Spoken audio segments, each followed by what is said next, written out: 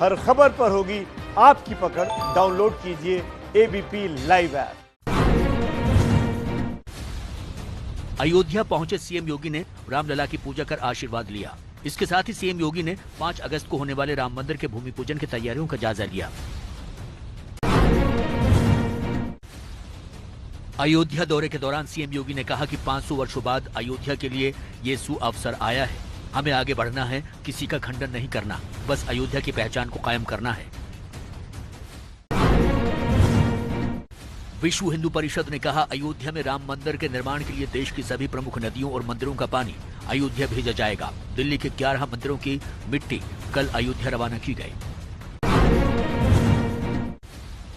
बिहार में स्वास्थ्य व्यवस्था को लेकर ट्विटर पर जंग छिड़ी हुई है। सुशील मोदी और तेजस्वी यादव के बीच छिड़ी है जंग।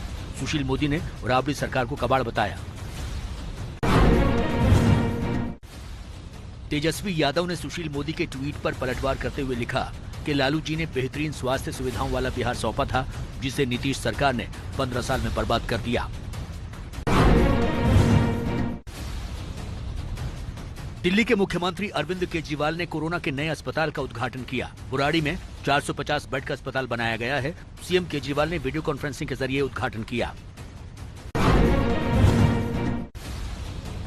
श्रीनगर के पंजीनार रणवीर गढ़ी इलाके में सुरक्षा बलों ने 2 आतंकियों को मार गिराया। पुलिस के मुताबिक दोनों आतंकी लश्कर ए तैयबा के थे।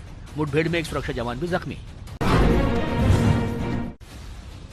राजस्थान के अलग अलग शहरों में कांग्रेस कार्यकर्ता प्रदर्शन कर रहे हैं। सीएम गहलोत के ये समर्थक विधानसभा का सत्र बुलाने की मांग कर रहे हैं।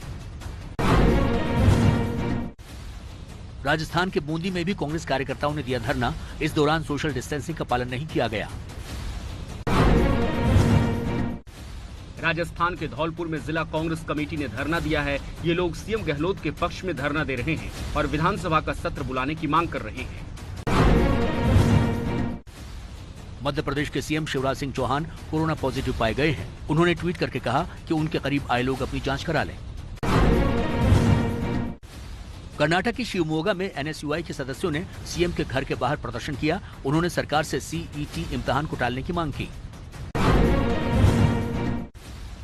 उत्तराखंड के बड़कोट में यमुना नदी का जलस्तर बढ़ने से सड़क डूब गई है। लोग जान हथेली पर रखकर सड़क पार कर रहे हैं। यूपी के गोंडा में एसटीएफ ने 6 साल के बच्चे को अपहरणकर्ताओं के चंगुल से छुड़ा लिया। उत्तराखंड के कोटद्वार में पौड़ी राजमार्ग पर भूस्खलन होने की वजह से आवाजाही ठप पड़ गई है। प्रशासन दूसरा रास्ता बनाने में जुटा है।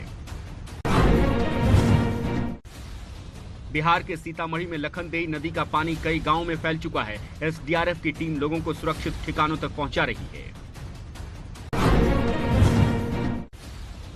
बिहार के पूर्वी चंपारण में बाढ़ से घिरे लोग खाने के लिए तरस रहे हैं। प्रशासन ने पीड़ितों के बीच खाने के पैकेट बंटवाए, लेकिन वो नाकाफी दिखे। बिहार में बाढ़ के कहर के बीच राजनीति भी तेज हो गई है। जन अधिकार पार्टी के नेता राजेश रंजन उर्फ पप्पू यादव ने विवादास्पद बयान दिया है।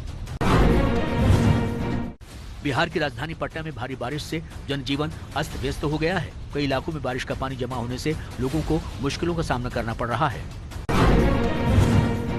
बिहार में बाढ़ से रेल सेवा पर भी असर। बाढ़ का पानी रेलवे पुल तक पहुंचने की वजह से समस्तीपुर से दरभंगा का रेल मार्ग बंद किया गया।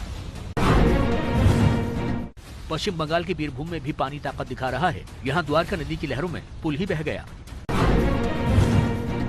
असम के काजीरंगा नेशनल पार्क से बाढ़ की तस्वीरें आई हैं। पानी से बचने के लिए ऊंचाई पर पहुंचे कुछ जानवर। असम में बाढ़ से बुरा हाल है। यहाँ के 26 जिलों में 28 लाख लोगों पर संकट आया है। 96 लोगों की जान जा चुकी है। मध्य प्रदेश की बैतूल में मक्का की फसल पर मौसम की मार। तेज हवा और आंधी में मक्का की फसल को नुकसान पहुंचा। देश में कोरोना मरीजों की तादाद 13 लाख के आंकड़े को पार कर गई है। 24 घंटे में देश में कोरोना के करीब 49,000 नए केस सामने आए हैं। केंद्रीय स्वास्थ्य मंत्रालय के मुताबिक भारत में कोरोना वायरस से मृत्यु दर घटकर 2.38% हुई, जबकि स्वस्थ होने की दर बढ़कर 63% हुई। दिल्ली में भी कोरोना से ठीक होने वालों की दर में बढ़ोतरी। दिल्ली में 86.4% हुआ रिकवरी रेट। महाराष्ट्र में कोरोना पर उद्धव सरकार का फैसला।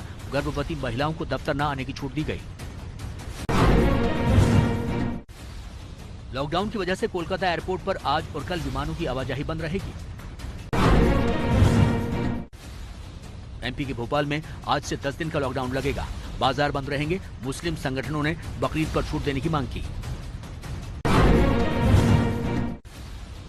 मध्य प्रदेश के जबलपुर में फिर लॉकडाउन। 25 जुलाई तक रहेगा लॉकडाउन। नागपुर में आज से 2 दिनों का जनता कर्फ्यू लागू किया गया। ये फैसला कोरोना संक्रमितों की तेजी से बढ़ती संख्या को देखते हुए किया गया।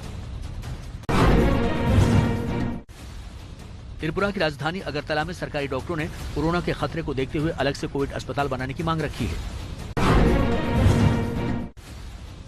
आईसीएमआर और भारत बायोटेक लिमिटेड द्वारा बनाई गई वैक्सीन कोवैक्सीन का दिल्ली के एम्स में ह्यूमन ट्रायल शुरू हो गया।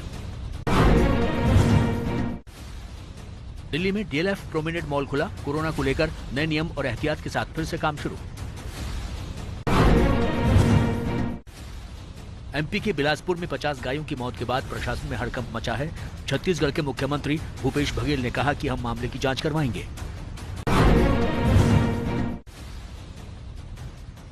पश्चिम बंगाल में नॉर्थ 24 परगना जिले में एक बीजेपी कार्यकर्ता की गोली मारकर हत्या कर दी गई। हरियाणा की जींद में एक निर्दयी पिता ने 2.5 साल में एक कर अपने 5 बच्चों की हत्या की। आरोपी पिता गिरफ्तार।